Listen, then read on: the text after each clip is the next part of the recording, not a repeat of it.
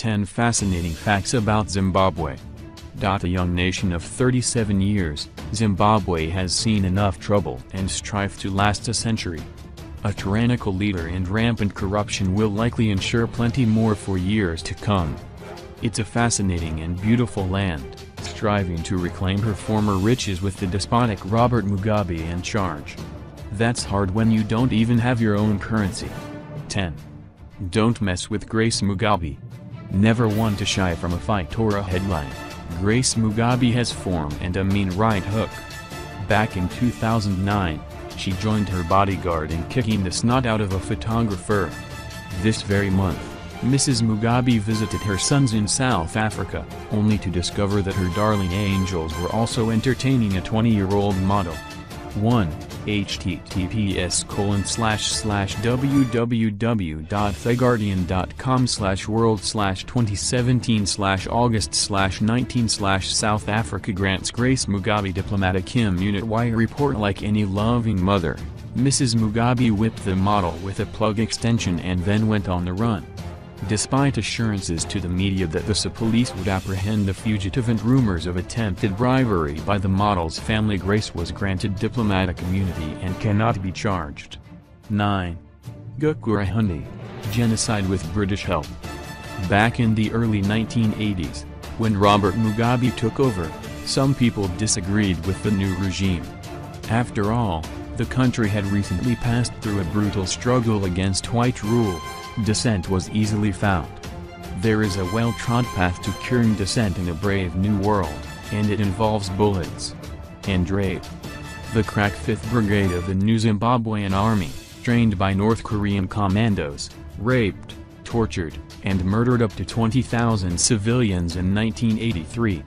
The British ambassador at the time said, "Zimbabwe is important to us primarily because of major British and Western economic and strategic interests in southern Africa, and Zimbabwe's pivotal position there. Other important interests are investment and trade, and the need to avoid a mass white exodus. Zimbabwe, also, is a bulwark against Soviet inroads." 8. There's no national currency. You no doubt have heard about the disastrous mismanagement that led to the collapse of the Zimbabwean dollar. It was discontinued in 2009, and the last few notes are mopped up at a rate of $1 equals $35,000,000,000,000,000,000,000. That's what 35 quadrillion looks like. Today, for all imports to the country, you can deal in your own currency. The South African rand and the US dollar are commonly used, and there seem to be several years between where we stand today and Zimbabwe attaining full currency status. But who could have wrecked an economy so badly that it needed to issue $100 trillion notes in the first place? 7.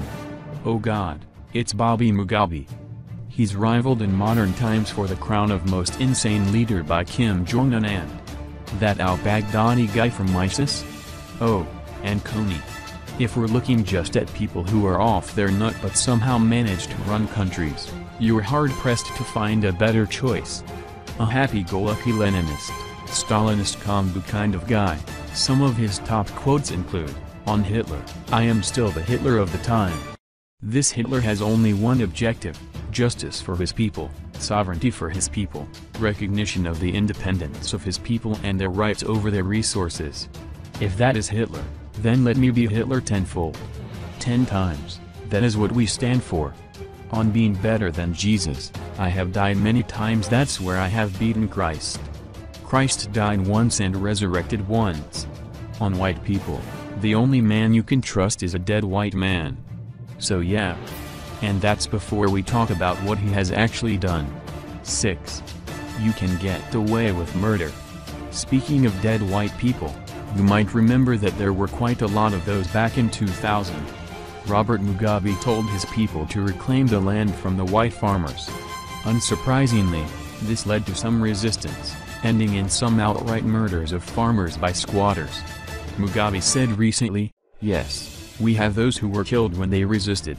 We will never prosecute those who killed them." I ask, why should we arrest them? So it's good to know that when your victim resists, just kill them. They should leave everything they ever knew and go. Ha! Whitey is so dumb. 5. Turning the corner on life expectancy. The average Zimbabwean man is unlikely to be able to afford a Harley-Davidson to assuage the trauma of his midlife crisis. Up until recently, he was also unlikely to live long enough to ride the hog anyway, as life expectancy in 2006 was 37. The tragedy here was due to the twin ravages of AIDS and a drawn-out economic collapse. Thankfully, through great advances in antiretroviral medicine and international aid, the average Zimbabwean will now reach 60. Still, this period has left large demographic holes in the population that will take generations to rectify. 4. Goblins, a legitimate threat. Apart from filmmaker Peter Jackson, not many people in the world understand the nature of goblin attacks. In Zimbabwe, things are a little different. There, you can empty a police station of cops by showing them goblins. Apparently, due to mishandling by a traditional healer, a goblin rampaged through a Bulawayo police station. Some say it had a dog's head on snake's body. Some say it was like a dog but with scales. Everyone said it smelled really bad, and then the healer burned it. No one told anyone it was time to run. 1 minute, the charge office was full. The next, it was empty. I think some people went out through the windows because we could not all have fitted through the door. Fat cops and slim cops all ran for their lives screaming, said a police officer at the scene. 3. Don't be gay or else.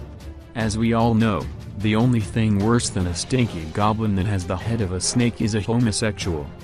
Rightly, the glorious Robert Mugabe has never even considered the allure of oiled-up, well-muscled male dancers.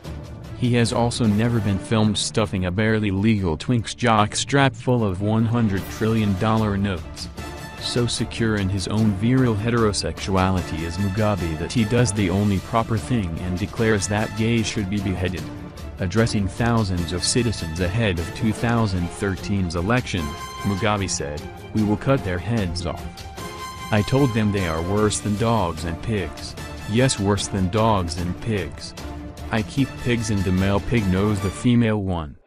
This is what wisdom looks like.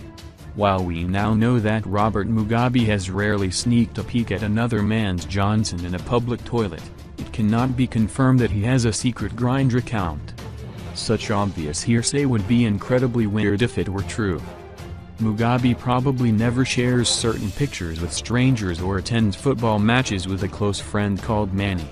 They would never hold hands if they did, and any photos of such an event would obviously be forgeries. Robert Mugabe is definitely not further in the closet than Michael Jackson was. 9. Worms for victory. Mopon worms are actually caterpillars, the larvae of a species of emperor moth.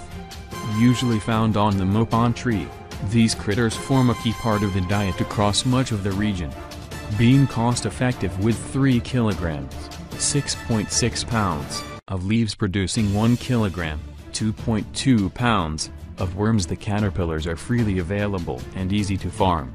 This is useful when, for example, you evicted the vast majority of farming knowledge from your country in a giant racist crusade.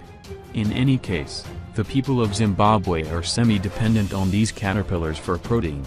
Gram for gram, they contain 3 times the protein of beef and are apparently quite a delicacy to worm-munching connoisseurs. Yorkshire pudding looks weird to some folks too. 1. An already poor country robs itself. Imagine if in your country, your dealings with public officials came with demands for bribes. For basic services like installing an electricity meter or approving a house plan, there is graft. Police also are in on the game, which should be a shock to no one who has any experience with the law. The cops even take bribes from drivers at roadblocks. Local government officials also receive bribes, to the tune of $1 billion a year. The result is, naturally, the sometimes violent protests that cost lives and provide the government with justification for ever more draconian crackdowns. Ever the way with totalitarian regimes, the state misses no trick to punish the people for wanting to live without being ripped off. Good luck, Zimbabwe.